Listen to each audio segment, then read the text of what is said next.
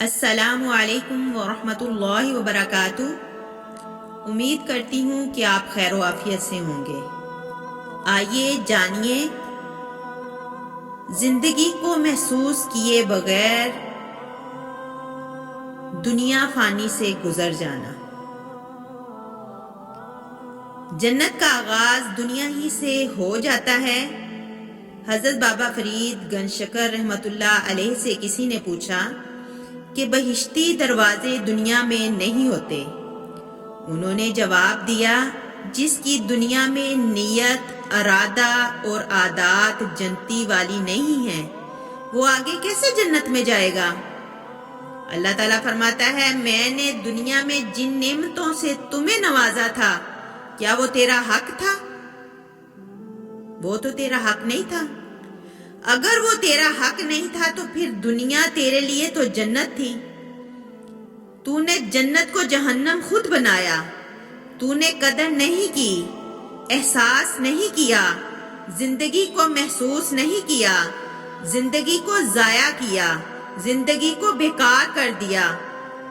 مثال کے طور پر آپ کسی اچھی بیکری میں جائیں اور وہاں سے ایک 500 روپے کا اچھا کیک لیں اور اپنے قریبی دوست کے گھر اس کو لے جائیں اور اسے گفٹ کے طور پر پیش کریں۔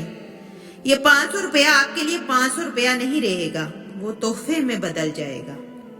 اس میں خلوص اور محبت کی چاشنی بھی شامل ہو جائے گی۔ وہ دوست آپ سے انتہائی محبت کے ساتھ پیش آئے گا، وہ آپ سے کہے گا کہ یہ تکلف آپ نے کیوں کیا؟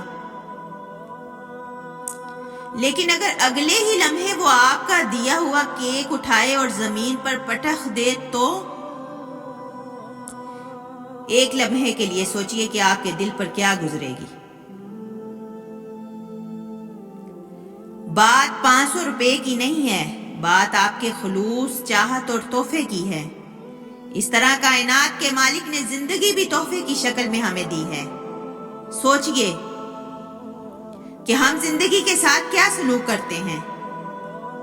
آپ ایک لمحے کے لیے کسی ہسپتال میں جائیں، وہاں لوگوں کی میتیں جا رہی ہوتی ہیں۔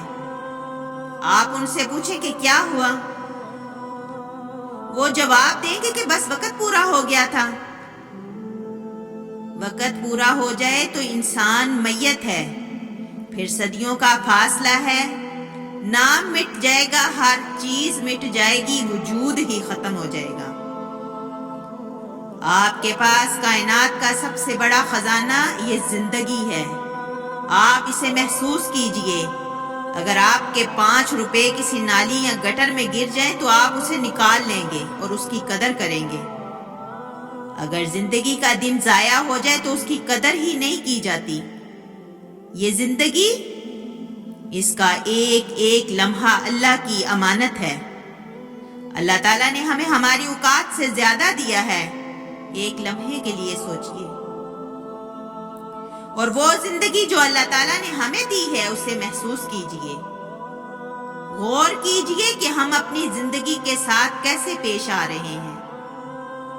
یہ ہمارا بہت بڑا المیہ ہے کہ ہم اپنی زندگی کو محسوس نہیں کرتے، یہ گزرتی جا رہی ہے۔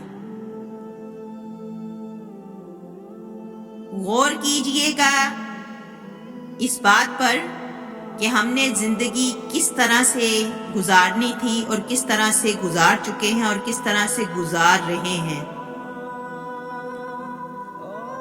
اللہم نور قلوبنا بالقرآن۔